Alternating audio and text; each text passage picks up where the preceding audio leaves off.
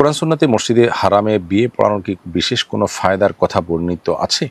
আমাদের এলাকার এক ব্যক্তি সে তার ছেলেকে মসজিদে হারামে বিয়ে করাবে। তুলনামূলক গরিব, তবু নিজের ভিটে মাটি বিক্রি করে মসজিদে হারামে যাওয়ার প্রস্তুতি নিচ্ছে। এ সম্পর্কে কোরআন সুন্নাহর দৃষ্টিভঙ্গি জানতে চাই।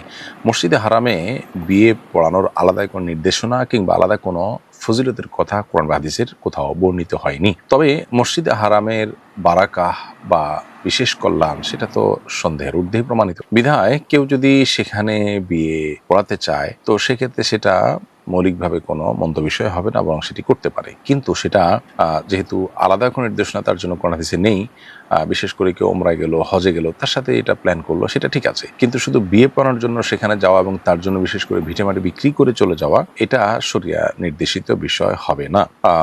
আপনি ওমরা করতে গেছেন, সাথে এটা করলেন, পরিবার ওমরা করতে গেলেন, পাশাপাশি এটা করলেন, সেটা হতে পারে। কিন্তু এর বাইরে আপনার সহায় সম্বল বিক্রি করে আপনি সেখানে যাচ্ছেন শুধু বিয়ে পড়ানোর জন্য, বিষয়টা অবশ্যই ভাববার যে শরিয়া আমাকে এরকম নির্দেশনা আদৌ দিয়েছে কিনা।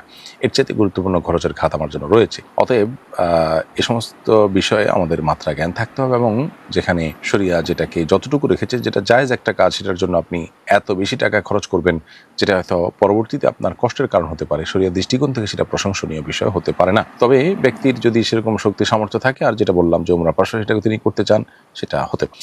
দীর্ঘদিন ধরে আমি জিনের আসর সংক্রান্ত একটি সমস্যায় আক্রান্ত। একজন কবিরাজ বলেছেন তিনি একটি স্বর্ণের আংটি পরিয়ে দিবেন, এটি ব্যবহার করলে নাকি আমি সুস্থ হয়ে যেতে পারি। পুরুষের জন্য তো মনে হয় স্বর্ণ ব্যবহার করা জায়েজ নয়, চিকিৎসার প্রয়োজনে ব্যবহার করতে পারবো কিনা। প্রিয় দর্শক, শরিয়া যদি কোনো কিছু আমাদের জন্য নিষিদ্ধ করেন, সেটি আমাদের জন্য কল্যাণকর হয়, সেই নিষেধাজ্ঞা মেনে চলার মধ্যে স্বর্ণ পুরুষদের জন্য ব্যবহার করতে শরিয়া নিষেধ করেছে। আমি জানি না এখনো বৈজ্ঞানিক কোনো গবেষণায় পুরুষদের জন্য স্বর্ণ কোনোভাবে ক্ষতিকর প্রমাণিত হয়েছে, বৈজ্ঞানিকভাবে প্রমাণিত হয়েছে কিনা এই প্রশ্নটি এই জন্য আনছি যে আমরা আজকাল কোরআন হাদিসের কোনো আদেশ নিষেধের পক্ষে বা অনুকূলে যদি বৈজ্ঞানিক কোনো গবেষণা পাই, তখন সেটি আমাদের ঈমানকে অনেক বেশি বৃদ্ধি করে দেয়। জাস্ট এটুকু।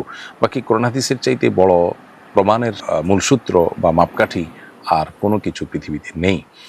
বিজ্ঞান যা বলে তার সবকিছু যে সঠিক তা নয়, বা বিজ্ঞান সকল সমস্যার সমাধান দিতে পারে যে তাও কিন্তু নয়। তারপরও জাস্ট আমি বলছি যে কোরআন হাদিস যদি কোনো কিছুকে নিষেধ করে, তাহলে সেটা আমাদের জন্য কল্যাণের। সেটা নানা বিষয় নানা সময় প্রমাণিত হয়, অনেক সময় প্রমাণিত হতে হয়তো বিলম্ব হয়। 1450 বছর আগে নবী সাল্লাল্লাহু আলাইহি ওয়াসাল্লামের বহু আদেশ এবং নির্দেশনার সুফল বিভিন্ন গবেষণা আলোকে এখন আমাদের কাছে ক্লিয়ার হয়েছে, কিন্তু তখনকার মানুষের কাছে ক্লিয়ার ছিল না। বিধায় স্বর্ণ পুরুষের জন্য ব্যবহার করা নিষিদ্ধ, এ বিষয়টি সুপ্রমাণিত, এবং পুরুষের জন্য এটা ব্যবহার করা ক্ষতিকর, সেটা দুনিয়ার ক্ষতি হোক আখিরাতের ক্ষতি হোক, ক্ষতিকর সন্দেহাতীতভাবে। বিধায় পুরুষের জন্য এটা ব্যবহার করা জায়েজ নয়, এবং আজ হোক কাল হোক সেটি প্রমাণিত হবেই আমাদের কাছে যে কোরআন হাদিস যা নিষেধ করেছে তা আমাদের জন্য ক্ষতিকর। বিধায় এটা থেকে আমাদেরকে বেঁচে থাকতে হবে। এমনকি চিকিৎসার প্রয়োজনেও এটি আপনি করতে পারেন না। কোনো রাখি যদি আপনাকে নাজায়েজ কাজ করতে বলে, তাহলে সেটি আপনি করবেন না, বরং জায়েজ যে কোনো বিষয় দিয়ে আপনি রুকিয়া করতে পারেন। বিধায় আপনার রুকিয়ার অংশ হিসাবে, জারফুকের অংশ হিসাবে আপনি স্বর্ণের আংটি পড়তে পারেন না, যেটি শরীয়তে পরিষ্কারভাবে নিষিদ্ধ ঘোষণা করা হচ্ছে। সেটা কোনো সঠিক রুকিয়া বা ঝাড়ফুঁক হতে পারে না।